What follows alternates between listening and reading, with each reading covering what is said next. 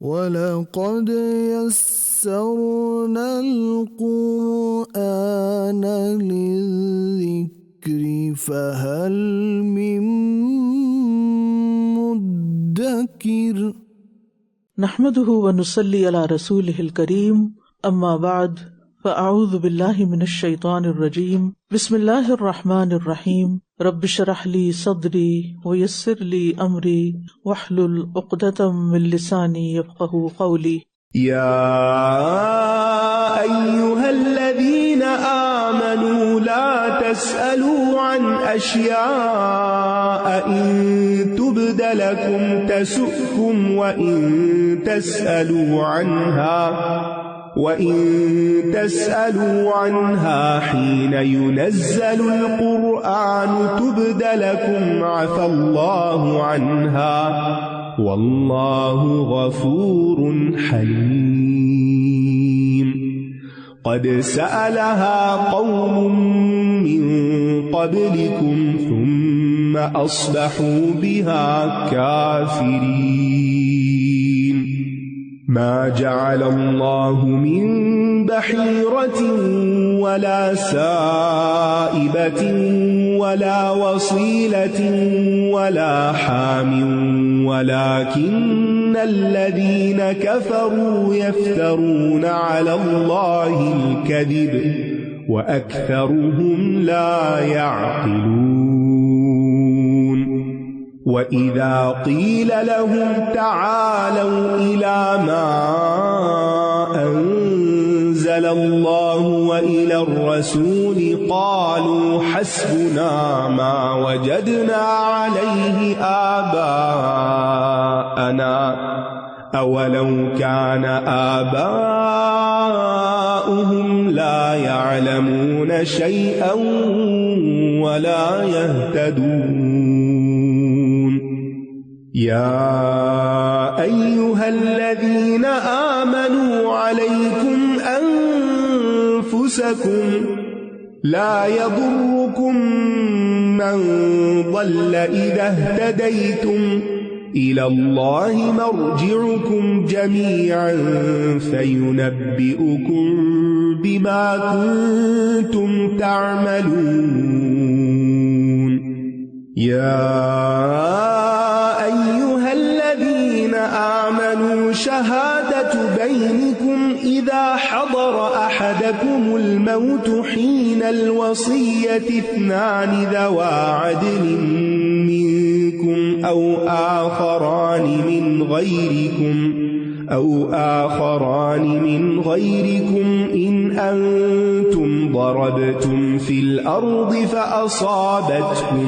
مصيبة الموت تحبسونهما من بعد الصلاة فيقسمان بالله إن ارتبتم لا نشتري به ثمنا ولو كان ذا قربى ولا نكتم شهادة الله إنا إذا لمن الآثمين فإن عثر على أنهما استحقا إثما فآخران يقومان مقامهما من الذين استحق عليهم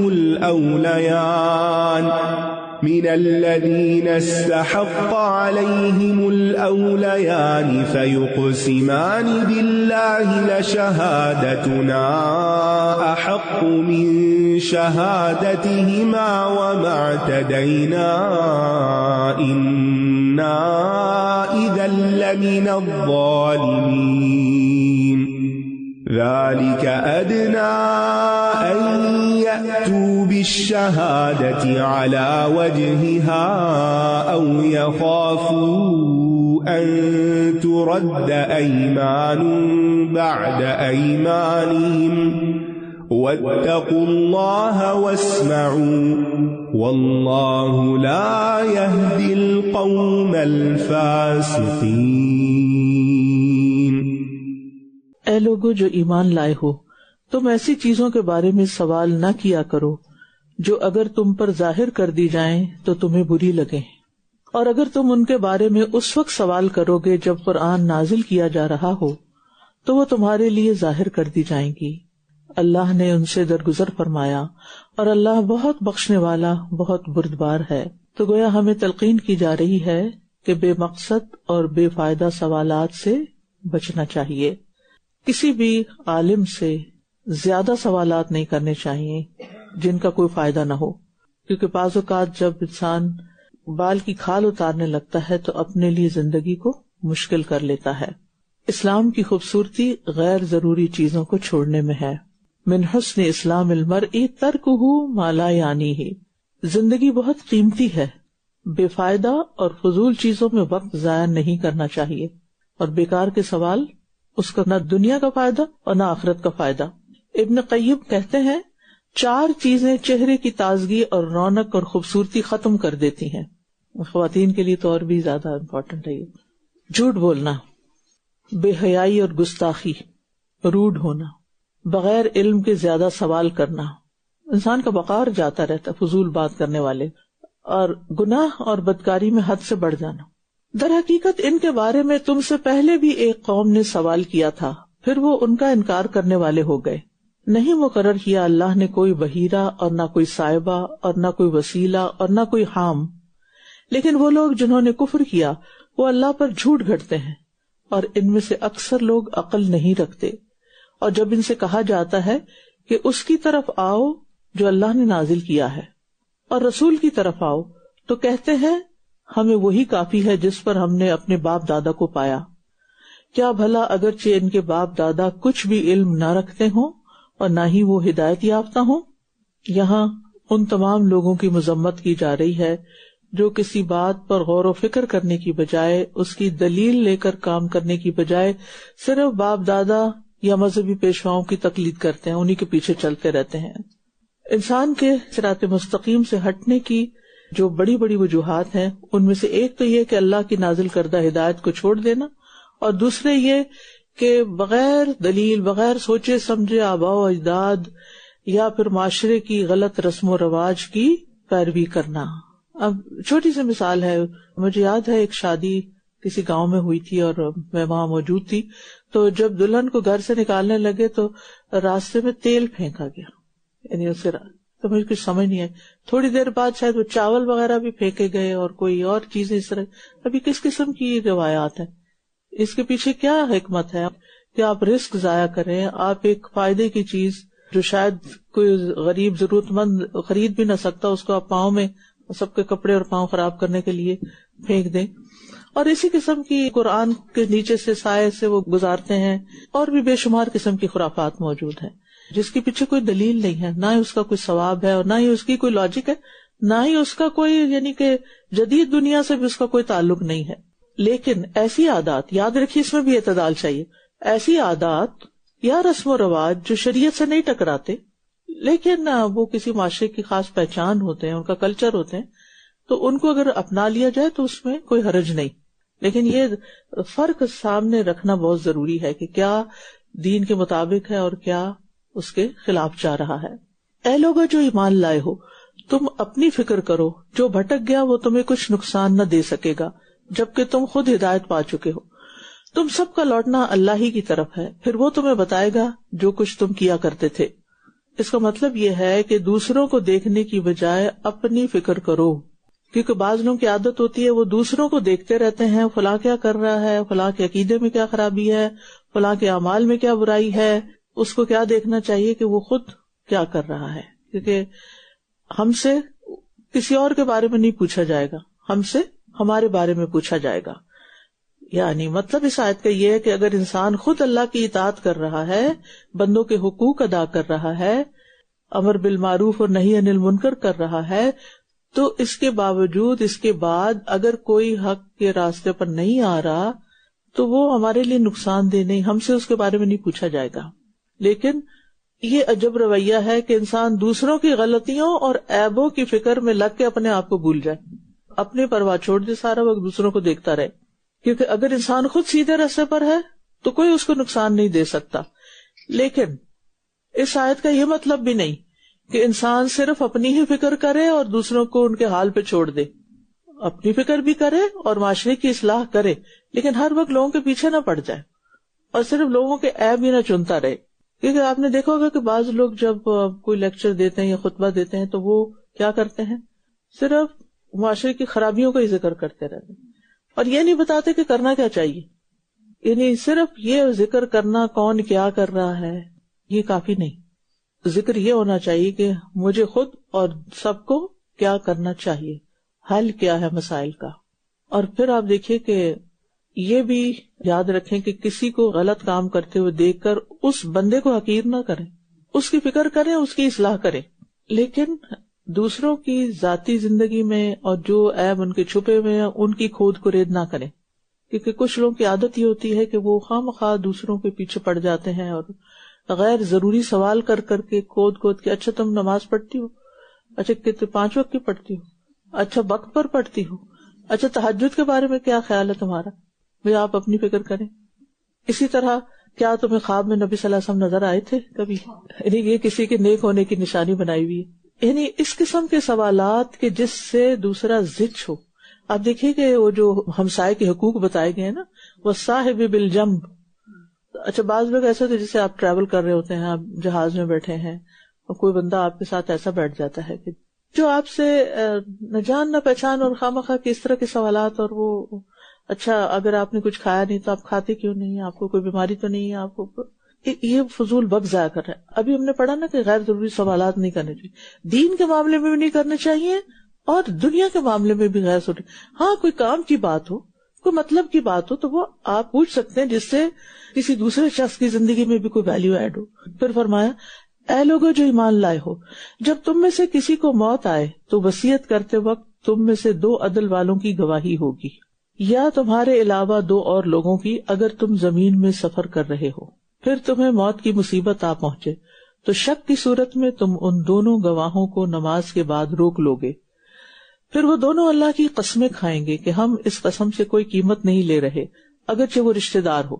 اور نہ ہم اللہ کی خاطر دی ہوئی گواہی کو چھپا رہے ہیں. اگر ہم ایسا کریں تو بے شک تب ہم یقیناً گناہگاروں میں سے ہوں گے. یہاں موت کو ایک مصیبت کہا گیا ہے. حقیقت یہ ہے کہ موت سب سے بڑی مصیبت ہے، کیونکہ اس کے بعد نو ریٹرن ہے،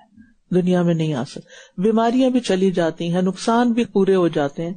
لیکن موت کا نقصان کوئی پورا نہیں کر سکتا. اس لیے موت سے غافل ہونا اس سے بڑی مصیبت ہے کہ انسان اپنی زندگی میں کچھ کرے نہ. اور سب سے عقل مند انسان کون ہے؟ جو دنیا کو چھوڑ دے اس سے پہلے کہ دنیا اسے چھوڑ دے، جو اپنی قبر کو روشن کر لے اس سے پہلے کہ وہ اس میں جا بسے، اپنے رب کو راضی کر لے اس سے پہلے کہ اس سے ملاقات کرے، نماز پڑھے اس سے پہلے کہ اس کی نماز پڑھی جائے یعنی نماز جنازہ، اپنے نفس کا محاسبہ کر لے اس سے پہلے کہ اس کا محاسبہ کیا جائے. آج عمل ہے حساب نہیں، کل حساب ہے عمل نہیں. اسے امام شافعی کی طرف منسوب کیا جاتا ہے جو بات ابھی تک میں نے آپ سے کی ہے. موت چونکہ ایک مصیبت ہے، لہٰذا موت سے پہلے اپنی وصیت لکھ کے رکھنی چاہیے، اور جو چیزیں آپ چاہتے ہیں آپ کے مرنے کے بعد کی جائیں، اور خاص طور پر اپنے بچوں کے حوالے سے، اپنی ذمہ داریوں کے حوالے سے، وہ انسان لکھ کر رکھے. اور سب کو اگر نہیں بھی اشتہار دے تو کم از کم کسی ایک بچے کو بتا دے کہ یہاں یہ باتیں میں نے لکھ کے رکھی ہوئی ہیں اور یہ میرے مرنے کے بعد تم پڑھ لینا. کیونکہ ہو سکتا ہے ان میں آپ کچھ تبدیلی کر دیں، یعنی آپ اس کی ایڈیٹنگ کرتے رہتے ہیں وقت کے ساتھ ساتھ، حالات کی تبدیلی کے ساتھ. یعنی آپ کی وصیت کی خبر ضرور ہونی چاہیے اور لکھا ہوا بھی ہونا چاہیے، کیونکہ موت کا کوئی بھروسہ نہیں. ایسا نہ ہو کہ کچھ چیزیں آپ کرنا چاہتے ہو یا کروانا چاہتے ہو اور اس کی کسی کو بھی خبر نہ ہو، تو اس سے دوسروں کے حقوق بھی مارے جاتے ہیں. پھر اگر اس پر اطلاع ہو جائے کہ یہ دونوں یقینی طور پر گناہ کے مرتکب ہوئے ہیں تو وصیت کرنے والے کے 2 قریب ترین رشتہ دار ان دونوں کی جگہ کھڑے ہوں گے، ان میں سے جن کی حق تلفی ہوئی. پھر وہ دونوں اللہ کی قسمیں کھائیں گے کہ ہماری گواہی ان دونوں کی گواہی سے زیادہ سچی ہے اور ہم نے کوئی زیادتی نہیں کی. اگر ہم ایسا کریں تب ہم بلا شبہ ظالموں میں شمار ہوں گے. یہ طریقہ اس بات سے زیادہ قریب ہے کہ وہ گواہی کو اس کے اصل رخ پر لائیں گے، یا وہ ڈریں گے کہ ان کی قسمیں ان ورثاء کی قسموں کے بعد رد کر دی جائیں گی. اور اللہ سے ڈرو اور سنو،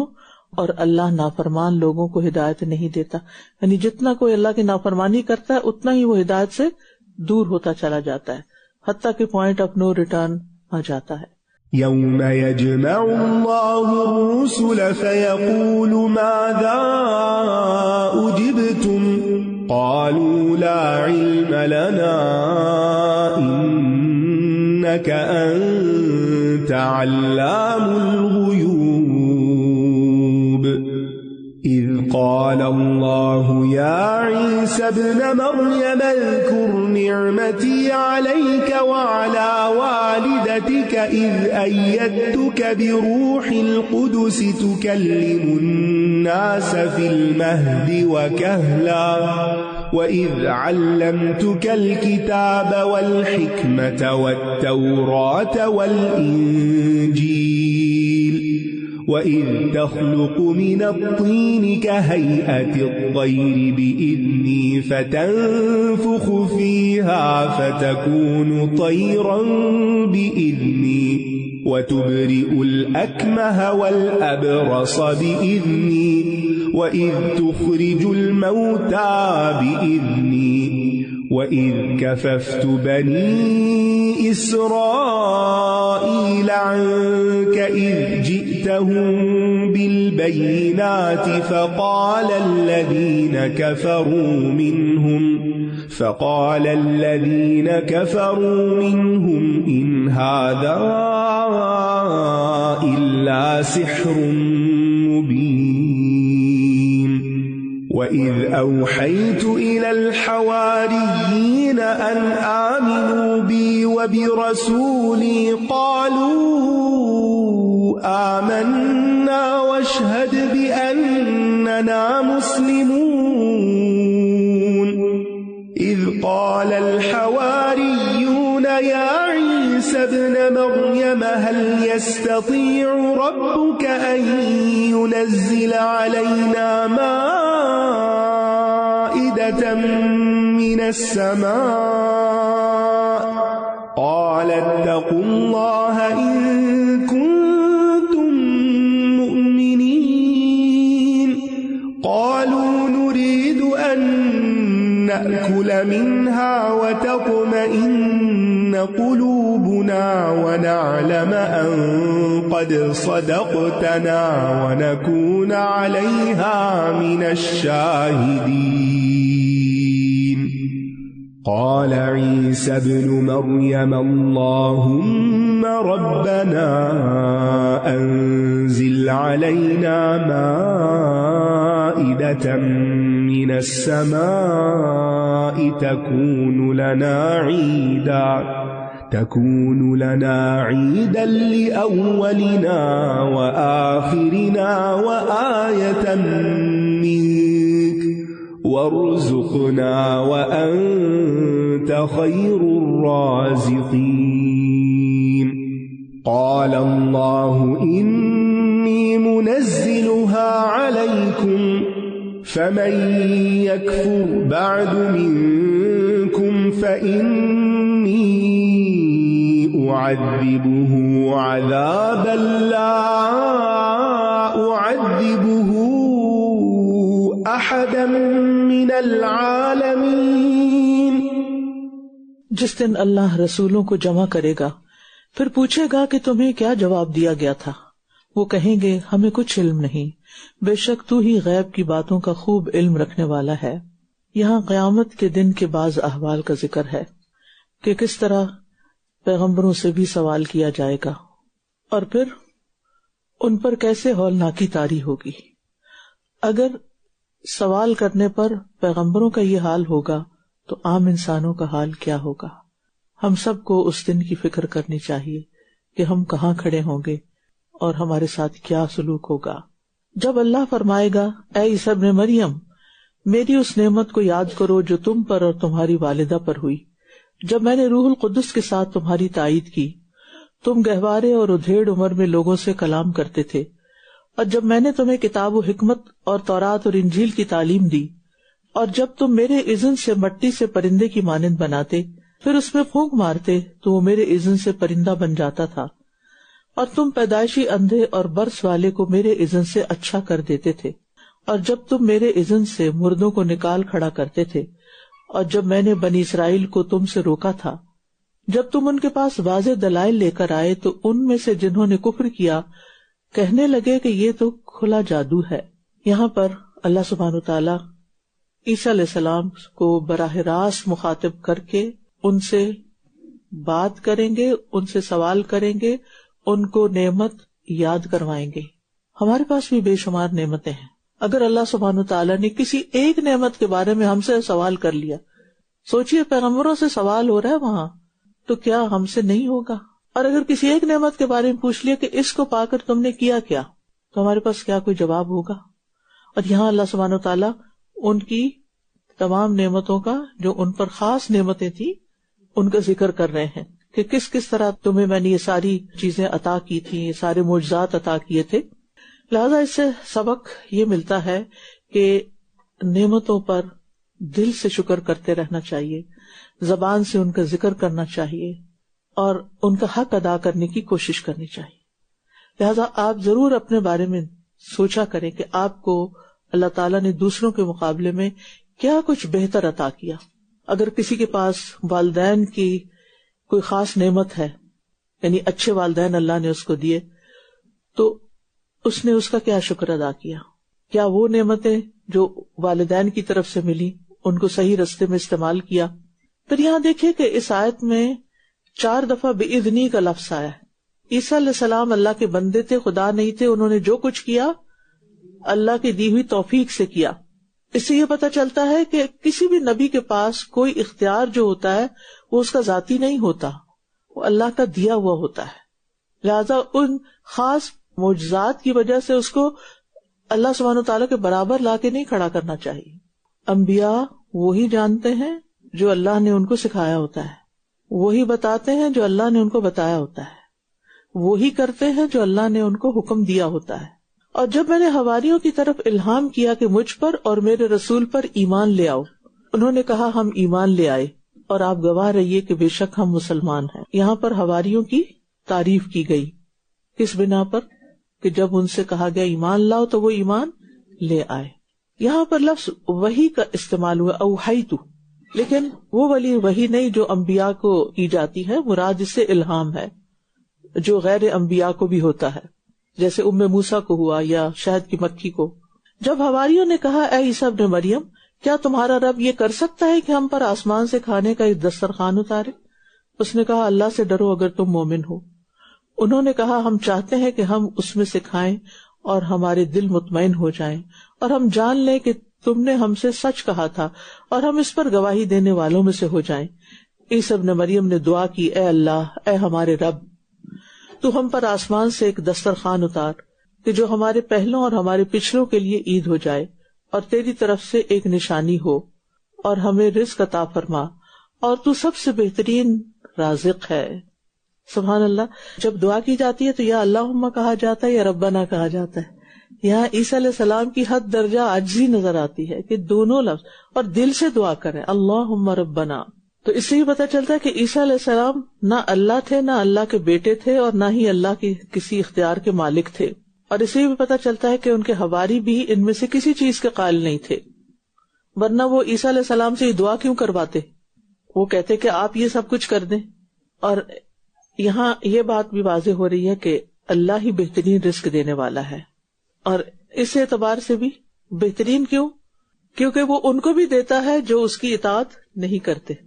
آپ دیکھیں کہ انسانوں میں سے جب کوئی کسی کو کچھ دیتا ہے اور اگر وہ اس کی بات نہ مانے، ماں باپ بھی روک لیتے ہیں بچوں سے کہ تم نے اگر یہ کام نہ کیا تو تمہارا وظیفہ بند۔ لیکن اللہ سبحانہ وتعالیٰ ہماری روزی بند نہیں کرتا، چاہے ہم اطاعت گزار ہوں یا نہ کریں۔ اور یہ بڑی خوبصورت دعا ہے، جس کو بھی رزق کی کمی ہو وہ یہ مانگ سکتا ہے، وَارْزُقْنَا وَأَنْتَ خَيْرُ الرَّازِقِينَ۔ اللہ نے فرمایا کہ بے شک میں اسے تم پر نازل کرنے والا ہوں، پھر تم میں سے جو کوئی اس کے بعد ناشکری کرے گا تو میں ضرور اسے ایسا عذاب دوں گا کہ اس جیسا عذاب میں نے جہان والوں میں سے کسی ایک کو بھی نہ دیا ہوگا۔ وآخر دعوانا ان الحمد للہ رب العالمین۔ سبحانک اللہم وبحمدک، اشہد ان لا الہ الا انت، استغفرک واتوب الیک۔ السلام علیکم ورحمۃ اللہ وبرکاتہ۔ وَلَقَدْ يَسَّرْنَا الْقُرْآنَ لِلذِّكْرِ فَهَلْ مِن مُّدَّكِرٍ فذكر